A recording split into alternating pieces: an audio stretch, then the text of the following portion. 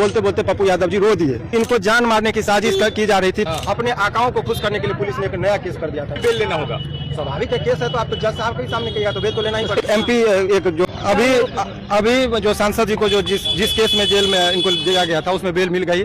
न्यायालय के सामने 2-3 बातों का उजागर सांसद जी स्वयं भी किए कि इनको जान मारने की साजिश की जा रही थी। PMCH में जब इनका स्पष्ट निर्देश था कोर्ट का कि इनका इलाज समुचित इलाज PMCH में होना था, तो इनको जेल कैसे भेजा गया।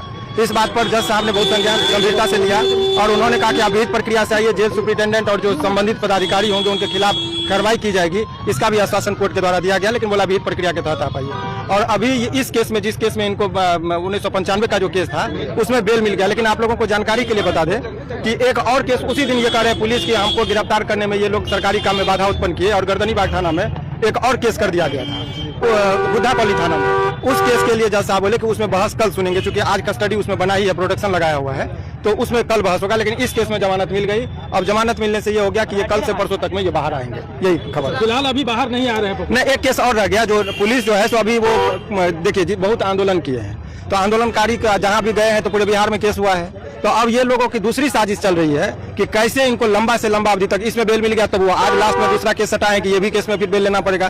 तो हम लोगों ने कोर्ट को प्रेयर किया कि जितना भी केस है बोलिए एक ही बार ये सारों को अटैच करा दे, ताकि हम एक ही बार में बहस करके एक ही दिन हम समझ जाएं। तो उनका लिस्ट देंगे PP साहब जो है कि कितना केस है। लेकिन इस केस में बहुत बड़ी राहत की खबर इनके लिए है। हम लोगों ने सारी बातों को जज साहब के सामने रखा।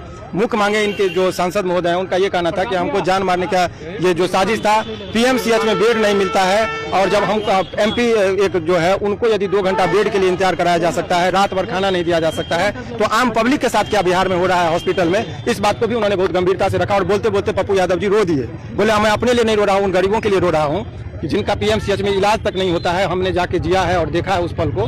तो इसी के माध्यम से उन्होंने कहा कि हमें भी निर्देश किया कि आप जाइए और इस बात को कहिए कि समुचित इलाज PMCH में नहीं हो रहा है। लोगों के इलाज के लिए भी सरकार की जिम्मेदारी बनती है। ये बात उनके तरफ से हमको बोला गया। उसका सुनवाई कब फिर होगा? कल सुनवाई होगा। बेल को लेके कोई शर्त भी रखा है कोर्ट? नहीं, कोर्ट ने शर्त यही रखा है कि आपको जब कभी भी कोर्ट को आवश्यकता होगा आप आएंगे, और प्रॉपर पैरवी होगा। आप नहीं भी आएंगे तो वकील साहब अपना जो है हाजिरी पर भी लगाते रहेंगे। बहुत बहुत शुक्रिया।